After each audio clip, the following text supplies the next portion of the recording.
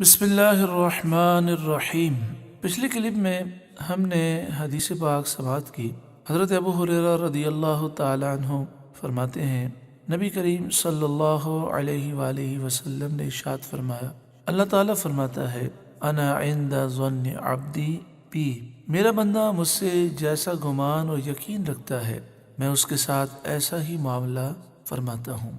امیر المجاہدین فرماتے ہیں کہ اس حدیث پاک کے ذریعے فیض آباد میں میری رہنمائی ہوئی۔ ان کی رہنمائی کیسے ہوئی اس کا ذکر و تذکرہ ہم سنیں گے۔ اس سے پہلے عرض یہ ہے کہ جب آپ یہ ذکر و تذکرہ سن رہے ہیں تو آپ سوچیں جن کے ایسے عظیم افکار ہیں، اگر ان کے بیانات، ان کے کلپ ہم عام کریں اور خود بھی رات کو سونے سے پہلے سن کر سوئیں، انشاءاللہ بڑا کرم ہوگا۔ ہمارے ایک دوست ہیں، رات کو روزانہ امیر المجاہدین کے کلپ سن کر سوتے ہیں۔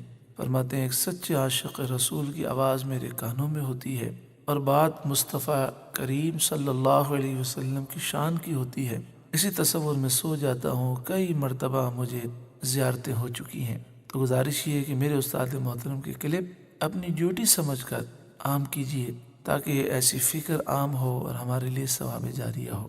تو میں عرض کر رہا تھا کہ اس حدیث پاک کو امیر المجاہدین نے مشعل راہ بنا لیا۔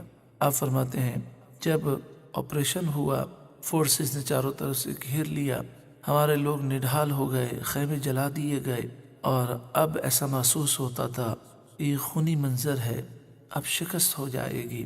آپ فرماتے ہیں میں نے اپنے باطن پر غور کیا، ایسا محسوس ہوتا تھا کہ اب شکست ہو جائے گی۔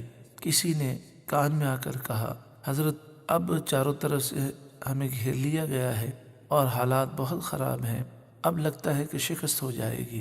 آپ فرماتے ہیں کہ میں نے اپنے باطن سے پوچھا اور اس حدیث پاک کی طرف میں نے توجہ کی۔ میں نے اپنے باطن سے یہ پوچھا کہ تم جب گھر سے چلے تھے تو یہ بتاؤ رب کے بارے میں تمہارا گمان کیا تھا؟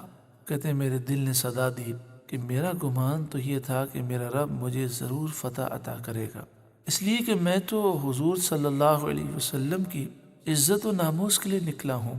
شہرت اور حب جاہ ایسی چیزیں تو میرے پاس نہیں ہیں، میں تو صرف اپنے محبوب کی محبت میں نکلا ہوں۔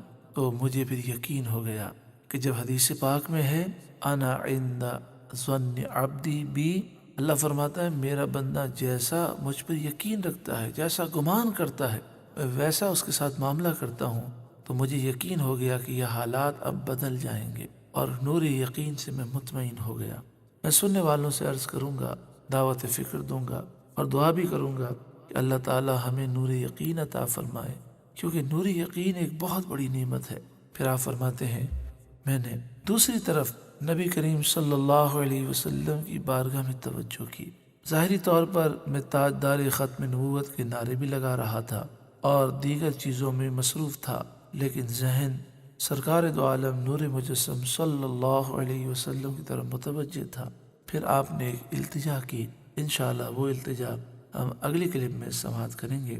آخر میں امیر المجاہدین کا ایک فرمان سماعت کریں۔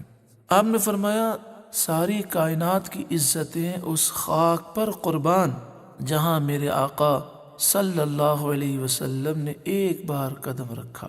اللہ تعالیٰ امیر المجاہدین کے درجات بلند فرمائے، ان کے فیض سے ہمیں مستفید فرمائے، آمین، صلی اللہ علیہ وآلہ وسلم۔